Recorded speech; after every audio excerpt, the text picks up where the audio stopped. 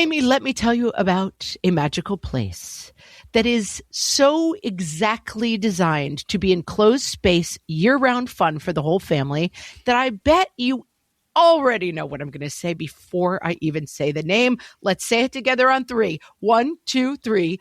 Great Wolf Lodge. You got it, Amy. My kids loved Great Wolf Lodge when we went. You probably already know that it has a huge indoor water park with a wave pool, lazy river, a bunch of massive water slides. But then your pack can hit the other attractions because wait, there's more. Great Wolf Lodge has adventure-packed attractions like Magi Quest, a live-action game kids can play throughout the lodge, plus the Northern Lights Arcade. Spent some quality time there, so your kid who loves the lazy river and your kid who loves fantasy games will both have a great time. Great Wolf Lodge also offers great dining options and complimentary daily events like nightly dance parties, all under one roof. Unpack the car once and you're settled in to have fun. And with 22 lodges across the country, you're always a short drive away from adventure. We've both had such great times at Great Wolf Lodge, so bring your pack together at a lodge near you. Learn more at greatwolf.com and strengthen the pack. Welcome to Ask Amy from What Fresh Hell, laughing in the face of motherhood, solving your parenting dilemmas one question at a time. This week's question is from Diane. She says, my husband and I are flying from Philadelphia to Texas, and my kids have never flown before. Any advice for air travel with little kids? Yes, Diane. The 2 keys to flying with little kids are preparation and options.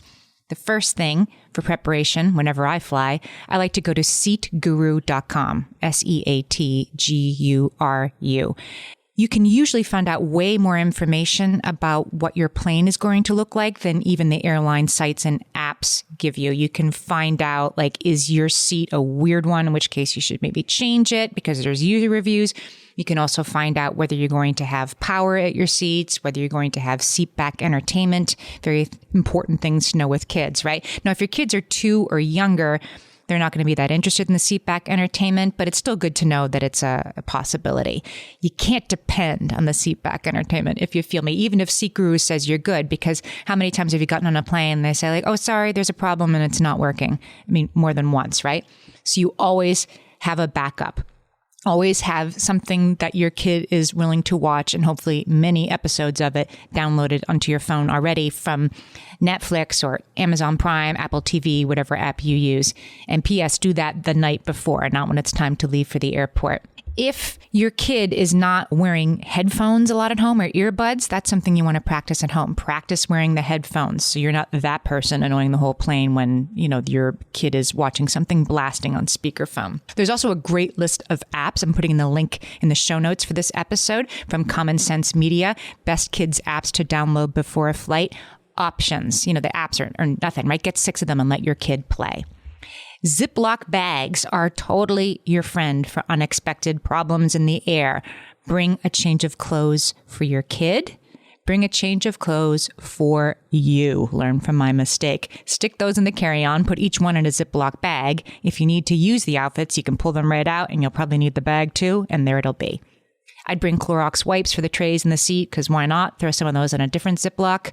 Bring 2 more diapers than you think you'll need. Bring twice as many snacks than you think you'll need. So if you sit on the tarmac for a while, you're not going to have to panic. When you get on the plane with little kids, they still let the kids board first.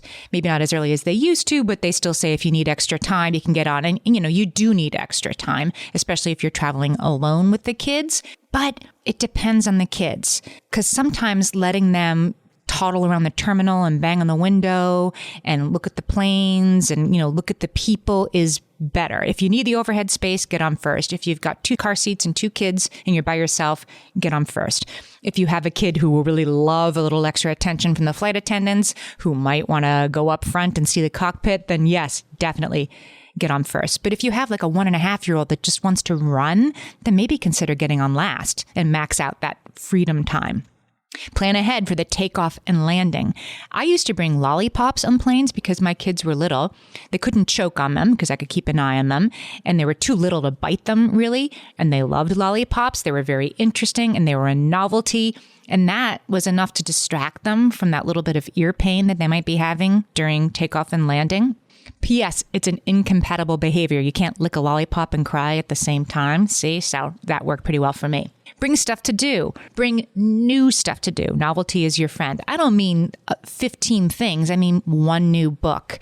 I mean one gift bag from a birthday party they went to 3 weeks ago that you shoved in a pocket and hid it. It doesn't have to be expensive. Maybe a new pack of Hot Wheels, a pack of Wiki sticks. Those are incredible. I'll link to those in the show notes. Those can keep little hands very busy. And here's another reason why that's important right now is the masks. Kids who are over 2 are expected to wear masks on airplanes. And because they can't be vaccinated yet, you want them to be wearing the masks on airplanes. Most kids are fully compliant. The kids who have a problem with it are the kids who have not really had that experience, that expectation, because they've been little and they've maybe been just at home. So start practicing at home if you haven't, with the headphones and the mask. Pediatrician Jennifer Shu suggests bringing activities that keep the little hands busy, like the Wiki sticks, so that they can't pull at the mask, or say maybe stickers. If your kids are too young to be vaccinated, by the way, another thing you might want to think about is staggering their snack time and eating time so that they're not eating and drinking at the same time everybody around you has their masks off and eating and drinking, to the extent that that's possible. I hope all these ideas help Diane. It's more intense than usual even to be flying with little kids, but you got this. Send us your parenting question and we might answer yours next. Email us questions@whatfreshhellpodcast.com. Thanks for listening.